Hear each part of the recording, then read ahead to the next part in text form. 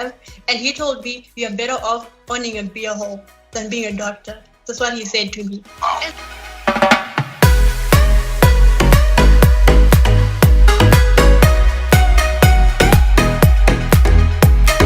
what's up, everybody? Welcome to Left Talk. Today we have a special guest on the show. Her name is Vimbai Mubitha, well known as Penny. She's a doctor in making, but I don't know whether is it by coincidence, but you also seem to be very passionate about interior designing. Welcome to the show, Penny.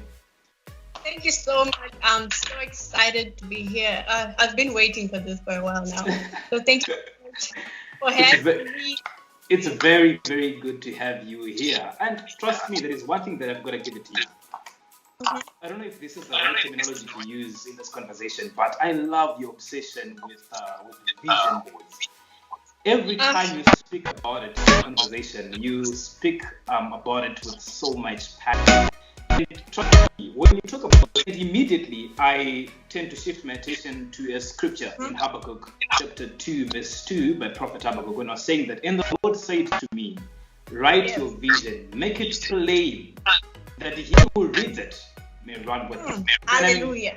I think, and I think that really says something about being clear with vision. Before we go even any further, what are your thoughts regarding a vision board? Why is it so necessary? But maybe what exactly is it, so that people may understand the conversation? So basically, a vision board is a really powerful tool, and it's basically a GPS for your life. Some people are just going around aimlessly. You need a GPS for your life. So how I would define a vision board, it is basically a collection of pictures or words that represent your goal, your vision for life. So you have this vision, you have this goal, where you want to be, you simply put it in picture form, you put it into words, and you put it down on a big chart, or anywhere. It could be a laptop, but somewhere where you can see it every day. Motivation, you need it every day. So that's like my most basic definition of a vision board. I remember when I was very young, I used to wonder why my brothers would always have pictures on the walls, and most of the times I used to get in trouble with them, because sometimes I really want to tear off those pictures off the walls, because by then I just thought it was for decoration. And I believe many people also have that kind of thinking that they may see it as being childish to have a lot of pictures around the walls and all that stuff, because sometimes they don't understand what exactly it is for. But this is not so strange to many people, because I was growing older, I tend to discover that even many successful people right now that are not successful, when they look back on their past, they used to say, I used to have a lot of pictures of these people that I used to look up to, and some of them I'm now in business with them. And just to give an example of Mbappe, a football player, I remember when I was giving a testimony, it was used to say that, I used to idolize Cristiano Ronaldo so much. And I used to have a lot of his pictures in my room, because I knew that one day I wanted to be just like him. And it's not so much of a surprise that now they share the same field today. But why is it important to have a vision? Do these things really work? Do they really work? I'm going to speak from my own experience, right? Okay. So I was taught about a vision board when I was grade 6, and that was when I was 11 years old, right? Yeah. So my vision board at that time, I knew I wanted to go into the medical field. So I'm like, I want to be a doctor. So I included even the grades I wanted, because a vision board isn't just about the material things like your house, your cars. You can include, the subtle things like your grade, the kind of person you want to be, your personality, your feelings, your thoughts. You can put them on the vision board. So grade 6, I had put this vision board, I want to be a doctor. Then time progressed, I still had that vision board. I would just, reorganize it, put better pictures. And then when I was in O-level, I met this junior doctor, I met this guy and I basically idolized him, because I'm like, this is someone who's where I want to be, right? Okay. So I meet him and I tell him, I'm going to be a doctor. I'm telling him this with so much excitement. I want to be a doctor. Then he says to me, why do you want to be a doctor in this economy, right? Doctors are not being paid anything in Zimbabwe, right? I knew that, but I didn't care. I was like, I'm not in it for the money. So I'm 16. I'm saying this to this guy. I'm not in it for the money. I just want to help people. I just want to cut up people and, fix them up, right? Then he said to me, Are you trying to be Mother Teresa? That's cold. I was shocked at the things he said to me because I'm looking at him as, someone who's where I want to be. And I want him to tell me all the nice things about this vision that I have. And he told me, you're better off owning a beer hall than being a doctor. That's what he said to me. And this is a well-established doctor in Zim right now. But then, now where the importance of the vision board comes in. You can have a vision in your head, right? You want to be this, with that in your head. But the moment you meet people with negative thoughts and all those, negative ideas, that can easily distort your vision because it's just in your head. In your head, there's so many things that go on in your head. They can easily be, your thoughts can easily be distorted by what people say. And because I had a vision board, right? After I had a talk with that guy, yes, he said stuff, and I was feeling down because I'm like, look, I don't want to be poor. Yes, I want to be a doctor, but I also want to be well off, right? I look at that vision board and still say, no, this is where I want to go. But then if I didn't have that, to be honest, I would have changed. Say, you know what?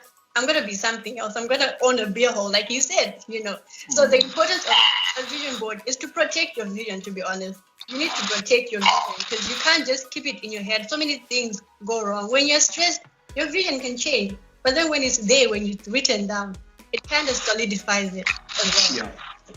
And the other that I would say is the importance of a vision board. For example, I said you can make it a chart and put it on your wall. Yeah. So, for example, it's in your room, right? So when you put it on your wall, when people come in and out of your room, they see it, right? Oh, you want to be this and that. There are times when you're down and the times when you forget. Those people will remind you. Like, did you say you want to be a doctor? What is this you're not doing, So it's so wrong. A vision board, it works. For me, it has worked. I'm now in person being a doctor because of that. So vision boards, they work. They Definitely really work. Definitely, I think they really do. And that reminds me of a quote that was said by Mark Twain, where he said that you can't depend on your eyes when your imagination is out of focus. And let me just add on another one by Albert Einstein, who said that imagination is more important than knowledge. And I think that is the main contribution that a vision board has, that it kind of keeps your imagination faculty when it's fit. But the moment you see it every time and now and again when you wake up, when you're in the room and you see that, it really reminds you of what you want to do, who you want to become. And I mean, it keeps you in the direction, and it keeps you focused. Because when you see that, you keep imagining yourself, could it be a car that you want to own, could it be a house that is on the walls, and then you see yourself living in that house, driving that car, becoming the person that you want to become. But what are some of the things that are really critical when you're planning, when you're sitting down to create or to come up with a vision? But what should I keep in mind as I'm crafting and putting this thing together? Okay, so one of the things that I've found to be really important is being as specific as possible. Okay. Be really specific. For example, if you want a 10-bedroom house and then you're looking through magazines and you don't see a 10-bedroom house, right? You'd rather draw it, right? Even if you're not good, just draw it and put it there. Be specific, even the time, the date, because it also makes sure that your vision is realistic. Yes, you're allowed to do everything, but you need to make it realistic. You can't be there like, okay, on my vision board, I want to be a millionaire by next year, but you don't even have anything. So when make sure the things are realistic, make sure there's time, and be very specific about what you want. Don't be vague about it. Because when you're vague, it also limits your direction. You just be everywhere. Be very specific about what you want. And also, your vision board should be flexible, Be flexible about the method in which you achieve what you want. So, specificity, it has to be realistic and has to be flexible at all times. I think those are my most important things that I've seen on my vision board. Oh, do I have to have some do's and don'ts when I'm crafting my vision board, or I do whatever that suits me? Should I put the pictures that really have a deeper meaning to me and not necessarily to other people? I don't have any specific don'ts. All I can say is don't set yourself up for. Right. I think it just goes back to the. Explain it, please. as to how failure. Okay, this is the part where when I say be realistic. Example, the part where you say, I want to be a millionaire next year, right? And then there's you trying everything and anything just so you can be a millionaire. But then you know you're going to fail because the timeline you set is unrealistic. So you really have, don't up for failure, but there are no limitations. This is a vision, you know. If you want to create something that has never been seen, so be it. But be realistic about it. Be willing to work hard. Just because you put something on a picture or you wrote it down doesn't mean that it's going to just magically happen. You need to know that this is what I'm going to achieve. So, yeah, I think those are the don'ts. Yourself up for failure. This is with being realistic at all times. As much as we want these amazing things, be realistic. Don't you think some people may misinterpret that to dreaming small at times? Yeah, definitely. Some people may, but when you put it down, it's also trying to remove other people's thoughts, right? Because people will always have opinions, right? Definitely. You sit down, you really about it. People will always have opinions, but then you know yourself. You know your capability, and you know how far you can push yourself. No need for stress to be generated from your vision board. That's not the point. But people will always have opinions, whether this one is small-minded or what, this one is reaching far beyond what they can do, but you know yourself. So don't worry too much about what people say, but don't shut your ears as well. Some people say really essential things, but don't worry too much. Don't worry too much about what people say. People always have opinions. People will always talk. Definitely. So, I love the fact that you said you know how much you can stretch yourself and how far you can go. And I think for so long we've been sold a lie that you can have everything that you want in life.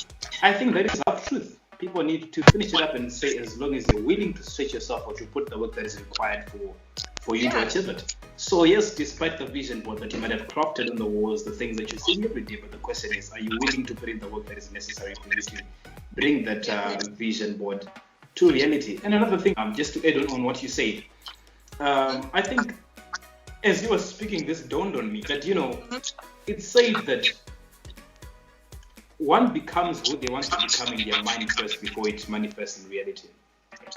yeah. I think that's one of the main attributes of a vision board. What do you think about it?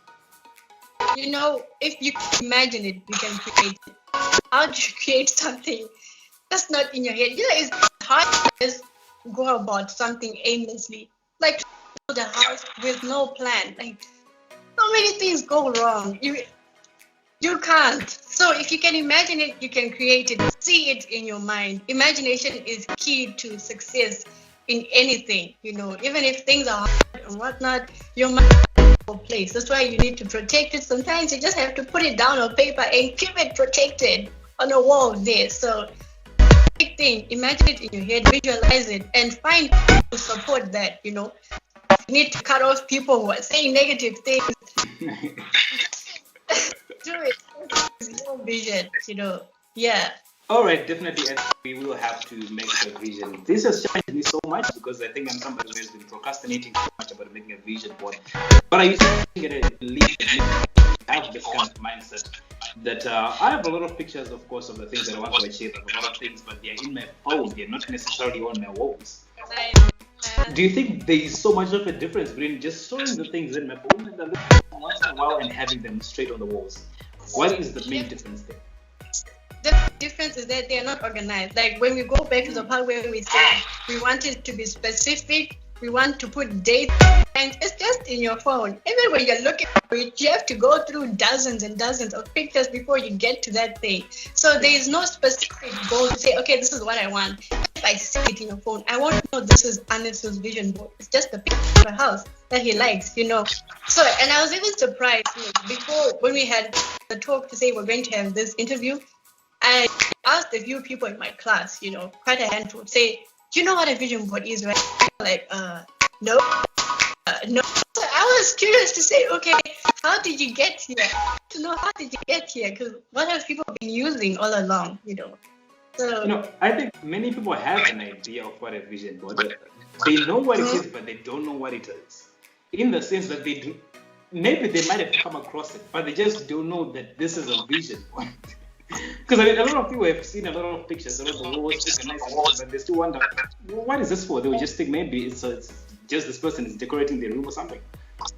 True. Actually, one of my colleagues said, I want to cut out pictures and put them on a board and whatnot. Then I said, you mean a vision board? He's like, yeah, something like that. Then he's like, so what do you think? I'm like, it's a good idea, it's the start to something great. He's like, don't people think that is childish? I'm like, no, that's not childish.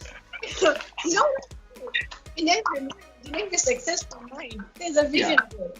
It doesn't matter if someone thinks it's childish. Just leave them at their level and you continue with the vision board. It doesn't matter.